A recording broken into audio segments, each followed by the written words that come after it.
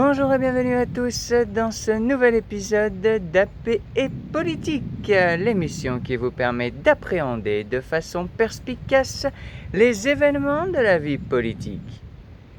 Et aujourd'hui, installez-vous confortablement, prenez un café, branchez vos écouteurs. Nous allons plonger au cœur d'une bataille politique, sociétale et technologique majeure. Une décision historique, du moins dans son affichage public, vient d'être scellée au Palais Bourbon et au Palais du Luxembourg. Ce mardi 21 juillet 2026, hier, députés et sénateurs ont adopté la proposition de loi visant à interdire l'accès aux réseaux sociaux aux mineurs de moins de 15 ans. Ces votes solennels ouvrent la voie à une promulgation du texte avec un début de mise en œuvre envisagé dès la rentrée de septembre. Sur le papier, le message est limpide, presque martial. La France entend devenir le premier pays européen à instaurer une majorité numérique stricte pour protéger sa jeunesse face aux ravages de l'addiction aux écrans, du cyberharcèlement, de la dépression précoce et des algorithmes prédateurs. Le texte élargit même l'interdiction des téléphones portables déjà en vigueur au collège jusqu'au lycée. Mais derrière cette unanimité de façade et cette promesse de révolution éducative en quelque sorte, les doutes grondent. S'agit-il véritablement d'un bouclier salutaire pour nos enfants? Ou assistons-nous à une immense illusion sécuritaire, une gesticulation législative inapplicable, juridiquement bancale et techniquement contournable? Pendant cette émission, nous allons décortiquer ce texte sous toutes ses coutures. Son histoire politique mouvementée, ses failles juridiques face au droit européen, ses défis techniques insurmontables et surtout la réalité sociologique de cette jeunesse ultra connectée. Pas de langue de bois, pas de slogan creux. Nous allons apporter des réponses concrètes à toutes les questions que vous vous posez. Pour bien comprendre où nous en sommes aujourd'hui, rembobinons un instant le film de cette aventure parlementaire. Comment en sommes-nous arrivés à cet accord express en plein cœur de l'été 2026 ? Souvenez-vous, l'initiative est née sous l'impulsion de la députée Renaissance Laure Miller, s'inscrivant dans la continuité de la loi Marcangeli de 2023. Cette dernière prévoyait déjà une autorisation parentale pour les moins de 15 ans, mais elle n'a jamais pu s'appliquer sur le terrain, faute de décret d'application et d'un aval de la Commission européenne. Face à ce fiasco, l'Élysée et le gouvernement ont décidé de passer à la vitesse supérieure. Emmanuel Macron en a fait un engagement personnel fort, promettant en janvier dernier que l'accès aux réseaux sociaux serait tout simplement interdit avant 15 ans dès la rentrée de septembre. L'Assemblée nationale avait alors adopté une ligne dure et tranchée, une interdiction générale, sèche et indifférenciée de tout service de réseau social pour tous les mineurs de moins de 15 ans. Mais lorsque le texte est arrivé au Sénat fin mars, la Haute Assemblée, sous la houlette de la rapporteure Catherine Morin-Desailly et du président de la Commission de la Culture Laurent Lafont, a jeté un froid. Les sénateurs ont immédiatement pointé du doigt un risque majeur, l'inconstitutionnalité et l'incompatibilité avec le droit européen, notamment le règlement européen sur les services numériques, le fameux DSA. Pour éviter un veto de Bruxelles ou une censure du Conseil constitutionnel, le Sénat avait alors imaginé un système à deux vitesses. Une liste noire, entre guillemets, de plateformes hautement addictives ou dangereuses comme TikTok, Snapchat ou Instagram, interdites par arrêté à préavis de l'Arcom, et des espaces jugés plus vertueux, accessibles avec un accord parental. Ce bras de fer entre le Palais Bourbon et le Sénat a duré des mois. Mais ce lundi 20 juillet, à 1h30, enfermés à huis clos dans la salle de la commission mixte paritaire, les 7 députés et 7 sénateurs ont fini par trouver un compromis sous la pression du calendrier gouvernemental. Et quel est ce compromis? Le Sénat a cédé sur l'interdiction générale. Le texte retenu interdit bel et bien l'accès à un service de réseau social en ligne aux mineurs de 15 ans. Pour sauver la face et tenter d'échapper à la censure, les parlementaires ont introduit des exceptions ciblées. Sont exclus du champ de l'interdiction les encyclopédies en ligne, comme Wikipédia, ainsi que les projets numériques à vocation éducative. Plus marquant encore, face aux inquiétudes de la Commission européenne, les parlementaires ont totalement expurgé la loi de toute mention de l'Arcom. L'autorité de régulation sera donc simplement chargée de signaler et de saisir la Commission européenne si une plateforme ne met pas en place de dispositif de vérification de l'âge ou si ce dernier ne respecte pas les critères de l'institution européenne. Concernant les sanctions, c'est la Commission européenne qui les infligera. Après l'accord trouvé en CMP lundi soir, la ministre déléguée chargée de l'IA et du numérique, Anne Henanff, s'est immédiatement félicitée sur X en déclarant, je cite, « La France sera le premier pays d'Europe à instaurer une majorité numérique pour mieux protéger nos enfants en ligne. » Pourtant, si l'on écoute les parlementaires eux-mêmes, une fois les portes de la CMP franchies, le son de cloche est beaucoup plus nuancé, voire inquiet. Le sénateur centriste Laurent Lafont faisait cette confidence révélatrice, je le cite, « Chacun est conscient des limites du texte sur le plan juridique comme de l'application, même s'il se satisfait, je le cite à nouveau, du message envoyé aux plateformes. » Oui, vous avez bien entendu. Les législateurs eux-mêmes avouent avoir voté une loi dont ils connaissent les fragilités juridiques et l'inapplicabilité pratique, uniquement pour la valeur symbolique du message envoyé. Et c'est précisément ici que nous touchons au cœur de notre débat.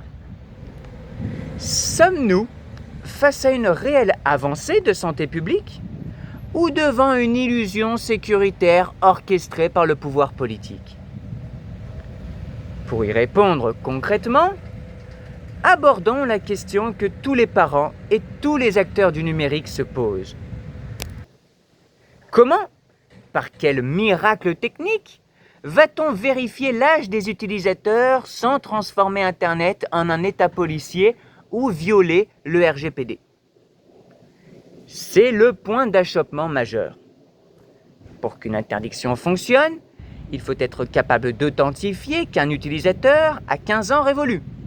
Mais comment fait-on aujourd'hui? On coche une case déclarant « j'ai plus de 15 ans » ?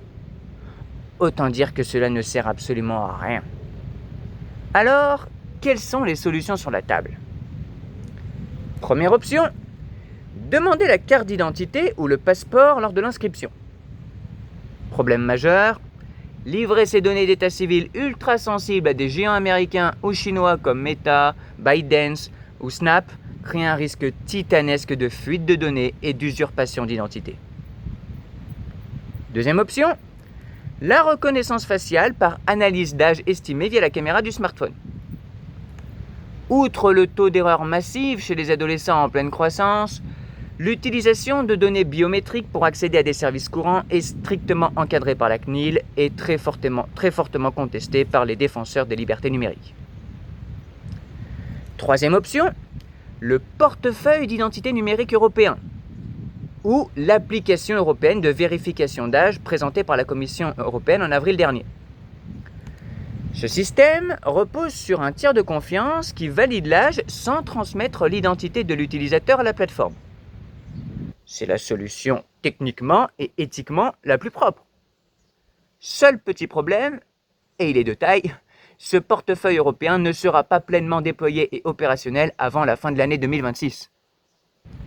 On promulgue donc une loi en juillet, applicable au 1er septembre, alors que le seul outil technique souverain et respectueux de la vie privée ne sera prêt que des mois plus tard. On demande aux plateformes de faire un miracle en 30 jours. Et supposons un instant que la vérification d'âge fonctionne. Pensez-vous vraiment que les adolescents de 13 ou 14 ans vont s'arrêter là? Parlons de la réalité du terrain, de ce que font vos enfants, vos neveux, vos élèves, si vous êtes professeur. L'utilisation d'un VPN, un réseau privé virtuel, prend littéralement 3 clics sur n'importe quel smartphone. En simulant une connexion depuis l'Espagne, l'Allemagne ou le Royaume-Uni, l'adolescent contourne instantanément le blocage français. Et que dire de la création de faux comptes avec le profil des parents, du prédidentifiant entre grands frères et petits frères, ou du basculement massif vers des réseaux non régulés, chiffrés ou hébergés dans des juridictions hors d'atteinte. En voulant fermer la porte d'entrée principale de TikTok ou Instagram, on risque de pousser les adolescents vers les catacombes d'Internet sur des forums ou des applications de messagerie totalement opaques où la modération est inexistante et la protection des mineurs nulle. Abordons maintenant le versant juridique et constitutionnel, car la bataille ne s'arrête pas au vote de ce mardi au Parlement. Les groupes socialistes et la France insoumise ont déjà annoncé leur intention de saisir le Conseil constitutionnel. Et leurs arguments sont extrêmement solides. Ce texte soulève des questions non seulement au regard de la liberté d'information, mais aussi de la liberté d'expression et de la liberté de communication, deux droits fondamentaux garantis par la Déclaration des droits de l'homme et du citoyen de 1789. Bloquer l'accès généralisé à des espaces d'information et d'échange pour toute une tranche d'âge constitue une atteinte grave à cette liberté. Pour être validée par les sages de la rue de Montpensier, une telle restriction doit être strictement nécessaire et proportionnée au but poursuivi. Or, dans son avis du 8 janvier dernier, le Conseil d'État lui-même avait tiré la sonnette d'alarme, soulignant, je cite, qu'une interdiction générale et absolue, fermez les guillemets, posait des risques majeurs de disproportion, pour faire simple. Et ce n'est pas tout. Il y a l'épée de Damoclès européenne. L'Union européenne régit le marché unique du numérique à travers le règlement DSA, le Digital Services Act. Un État membre ne peut pas édicter unilatéralement des règles de blocage d'accès aux services numériques sans l'aval de la Commission européenne, sous peine de violer le principe du pays d'origine. La Commission dispose d'un délai de statu quo pour examiner le texte. Si Bruxelles estime que la France surréglemente et crée des entraves au marché unique, une procédure d'infraction sera lancée, rendant la loi française caduque ou inopposable devant les tribunaux. Alors, prenons de la hauteur. Revenons au titre de notre émission, Révolution éducative ou illusion sécuritaire. Ne soyons pas caricaturaux, les défenseurs de la loi ont des arguments sanitaires et éducatifs indiscutables.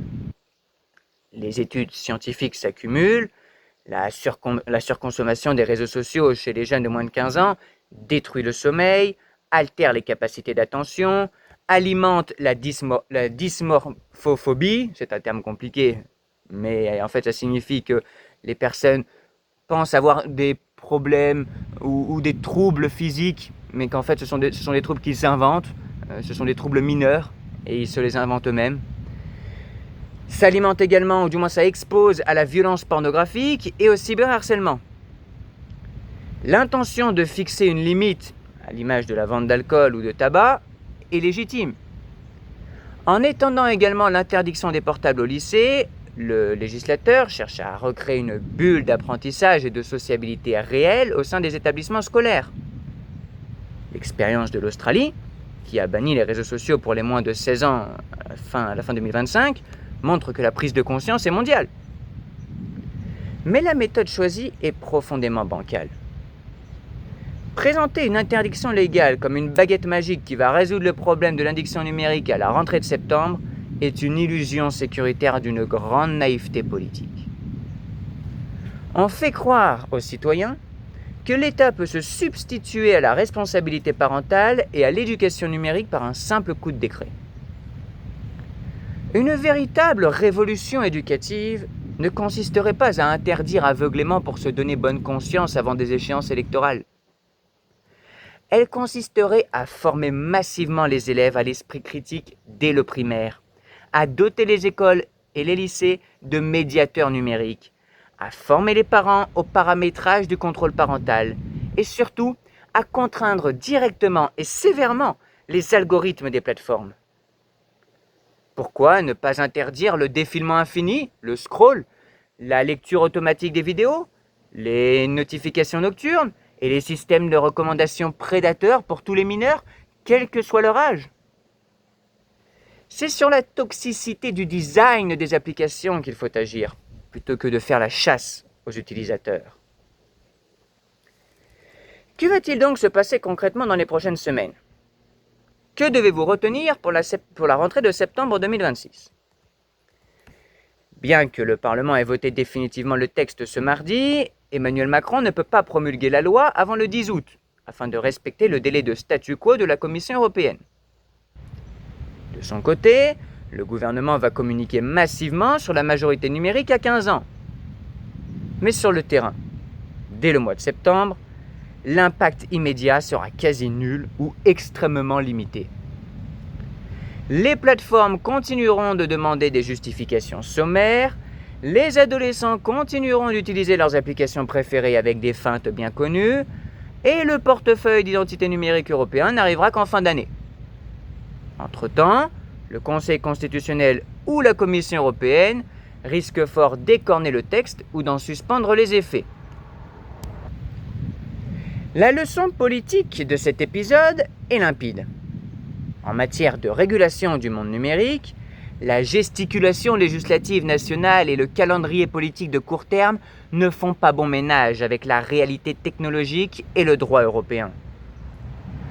Protéger nos enfants est une priorité absolue, mais cela exige des moyens humains, de l'éducation, du temps long et une coopération internationale féroce contre le modèle économique des géants du web et non pas des promesses d'interdiction totale au plein cœur des vacances scolaires. C'est fini pour aujourd'hui. Merci à tous d'avoir suivi cet épisode consacré à l'interdiction des réseaux sociaux aux moins de 15 ans. J'espère que cette analyse complète vous aura permis d'y voir plus clair, au-delà des annonces politiques et des titres d'actualité. N'hésitez pas à partager ce podcast, cette vidéo autour de vous, à laisser vos commentaires et à vous abonner pour recevoir chaque jour une analyse de l'actualité. Et quant à moi, je vous dis à très vite pour un prochain éclairage sur la vie politique.